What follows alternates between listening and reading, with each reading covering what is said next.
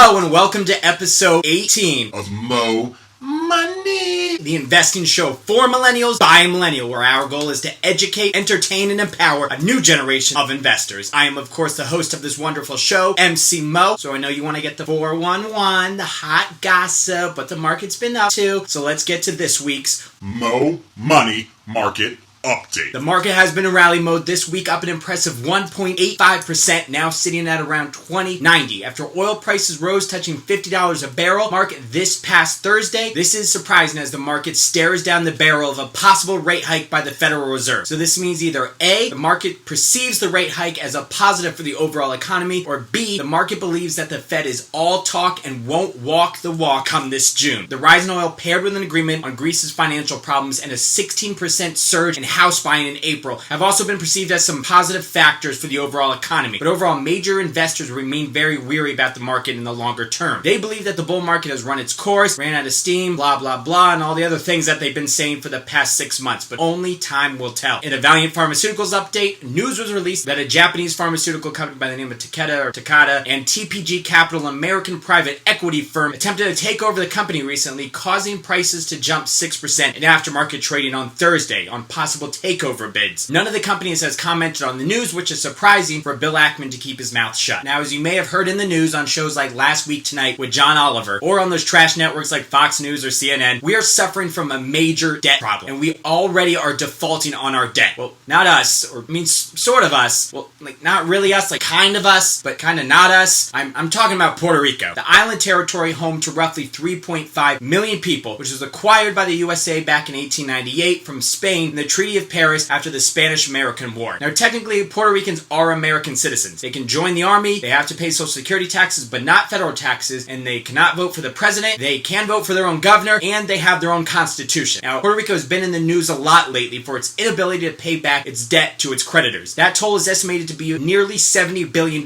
which may not seem like a lot, but for a small nation of 3.5 million, that's a shitload of money. So why should you care about Puerto Rico? Well, first of all, because they're technically American citizens, and to not care would make you an un-American asshole. Secondly, because we're not talking about a corporation going bankrupt here. We're talking about a country with real citizens, which would result in a real humanitarian issue if the country continues to default, not pay back their debt. But a lot of people really don't seem to care about the Syrian refugees dying, so why would you care about Puerto Rico? So if you're one of those people, then stop watching this video, go to your medicine cabinet, grab a bottle of Percocets, then go to your local gun store, buy a handgun, like a good one, something strong with a lot of power, like a Desert Eagle or a Model 29 Classic, then go to the top of a very, very tall building, shovel like 20 of those Percocets in your mouth, stand on the ledge, shoot yourself in the head, and then fall off the edge and hit the ground to make sure you're good and dead because you're an absolute shitty person who has no sympathy and does not deserve to live. Anyways, so how did Puerto Rico get into the situation? Well, to put it simply, they spent more money than they had. The problem really dates back to 1976, when the US government, as they're big fans of doing, decided to muddle in the world of business and of course fucked everything up royally. In 76, Congress passed Section 936 of the US tax code. It was intended to keep corporations from fleeing the United States in search of safe haven countries with lower corporate tax rates. A problem which, surprise, surprise, we are still dealing with to this day. The code incentivized US corporations to move their companies to Puerto Rico. Ridiculous tax exemptions from federal taxes. This exemption worked momentarily for Puerto Rico as it brought in droves of US companies, majority of them being pharmaceutical companies like GlaxoSmithKline and Pfizer. It did increase the manufacturing sector of Puerto Rico, which resulted in more jobs for Puerto Ricans, and more jobs equals more money for the Puerto Rican government and equals a better economy. Well, La Vida Loca all started to come to an end in 1996 when Congress started to repeal that exemption, and it finally repealed it completely in 2006. You can say, wow, dick move, Congress, you totally destroyed Puerto Rico, which is an absolutely fair criticism to throw at Congress. But do not forget that they started the problem in the first place by creating this exemption. Instead of simply being men and reforming the corporate tax code to make it more fair and competitive for our corporations, they instead decided, fuck that, let's make it somebody else's problem. It's exactly what they did. They made it someone else's problem. Puerto Rico's problem. But Puerto Rico was enticed by this possibility of growth for their economy, and they never foresaw that it would come to an end. So what happened? Well, after the final piece of the tax code was dismantled, the guests did like all do when the music stops, the liquor's gone, and the party is over. They took their shit and they got the fuck up out of there, leaving Puerto Rico with no manufacturing sector sector, no jobs, and no money. They left the place trashed, which is usually how your house ends up after you have an awesome rager. Tell everybody to do whatever the fuck they want, and you go downstairs the next day, beer cans are everywhere, tables are flipped over, people are sleeping on your couch, and you have no fucking idea who they are. It's just a mess. And that's what happened to Puerto Rico. The dismantling caused a recession, which is classified by a 2-month continuous decline in GDP. And that recession is continuing to this day, 10 years later. Now this is where Puerto Rico gets into trouble. They decided they didn't want the party to be over. So they did what all countries do. They started borrowing money. And you may think,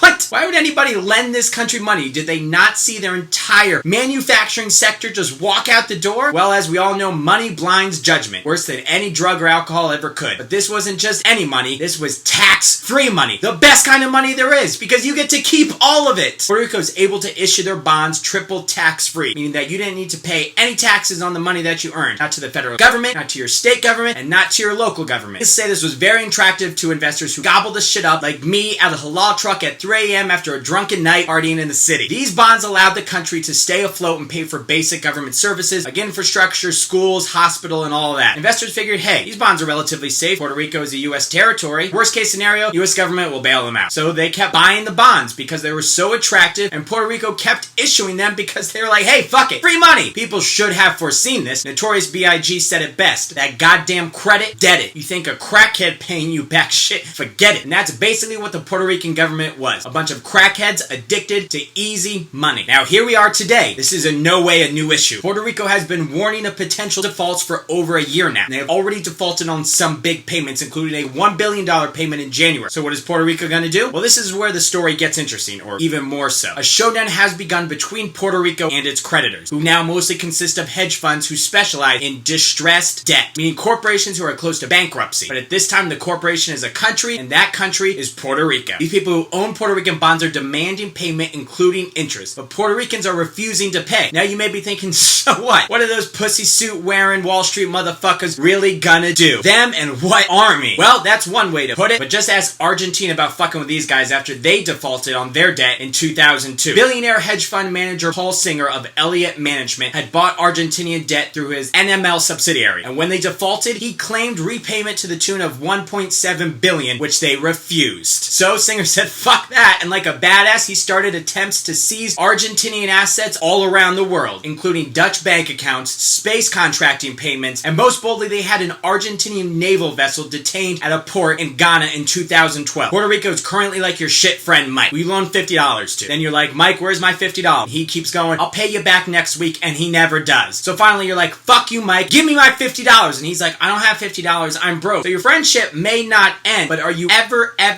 going to lend your shit friend Mike money again? Hell no! And that's the situation that Puerto Rico is facing right now. This teaches everybody the lesson. Do not accept money if you cannot or are not willing to pay it back. So the conversation has turned to, do these hedge funds deserve to get their money owed on the Puerto Rican debt that they own? They say yes. Some members of Congress like Bernie Sanders say no. You made a risky investment, you pay the consequences. Which is true, they did make a risky investment, but it does not mean that they do not have a legitimate claim. Now, history lesson. This has been seen before. These vulture funds, as they're unaffectionately referred to, reared their ugly heads in the 1790s. Colonies issued war bonds during the Revolutionary War to pay for their fighting costs. By the end of the war, a lot of these bonds have been sold to wealthy speculators for pennies on the dollar, either in A, fear that these patriots would lose the war, leaving those bonds worthless, or B, fear that the new country's economy would be unable to pay them back, leaving them worthless. So an argument ensued on whether to pay back the bondholders they were issued to, or pay back the bondholders who currently held them, or just say fuck them and not pay them back at all. But the great Alexander Hamilton decided the country should buy them back from the current holders, in fear that if they did not, it would jeopardize American credit and risk possibilities of any future investment. This was much more beautifully summarized by Puerto Rican Lin-Manuel Miranda in the hip-hop Broadway musical Hamilton, song Cabinet Battle #1, but I tried. That is the sticky situation Puerto Rico faces now. They are constitutionally unable to file for bankruptcy. Creditors demand payment, and to not pay sacrifices any future chances of real investments in the country for years to come. Congress is working on a bill right now, slowly, but at least they have some bipartisan support to help Puerto Rico get some relief, get a chance to restructure some debt, and rebalance their budget. But the hedge fund managers are fighting back, demanding inhumane demands that Puerto Rico cut almost all government spending, total austerity on hospitals, pensions, everything, until they get their payment. These vulture funds are basically like Memphis Bleak in the song Coming of Age of Jay-Z's classic Reasonable Doubt. I'm tired of being out here round the clock and breaking freaking day and chasing crackheads up the block for my pay. Bottom line, Puerto Rico is in serious trouble, stuck between a rock and a hard place. They kicked the can down the road for years instead of simply pulling up their skirts, grabbing their balls, and making a real tough decision about their budget. Now the chickens have come to roost, or rather the vultures. Congress can only help so much. They cannot make the debt just disappear, and these funds refuse to take pennies on the dollar for their investment. And Americans would refuse to allow their tax money to go to another bailout. Fortunately, or unfortunately for them, they do not have a Federal Reserve or the credit to just print more and more money when they need it, like the United States. And if you're thinking, oh, boo-hoo, Puerto Rico, you shouldn't have spent so much money, don't think it couldn't happen here in the good old USA. They say it's impossible that the USA could default, but I 100% believe that it could happen. The bubble blowers at the Federal Reserve cannot continue to print money out of thin air forever. And when they stop, the dollar drops, the US credit turns to shit because of the US government's asinine spendings on wars and bailouts and other frivolous activities. We will be in the same position. Even Trump said it. And that's a man that knows a thing or two about bankruptcy and debt. It's not a Puerto Rico problem. It's our problem. It's an everybody problem. Congress needs to make sure that Puerto Rico gets the help it needs to restructure and come to terms with their creditors. And then it needs to turn its eyes to our own budget and get our own house in order, because nobody will feel bad for us and nobody will bail us out when it happens to us. Thank you for watching another episode. You know we'll be here every Friday with a new episode of Mo Money. For now, don't forget to like, comment, subscribe, and share my video with everybody. Follow me on Twitter, like me on Facebook. Mo Money signing out. Even though you play it, we still made it to the top. Someone to buy your moon. I'm the Don Juan beside the dawn. Live long, get your party on. Don't let the liquor fool you, cause I'll stick it to you.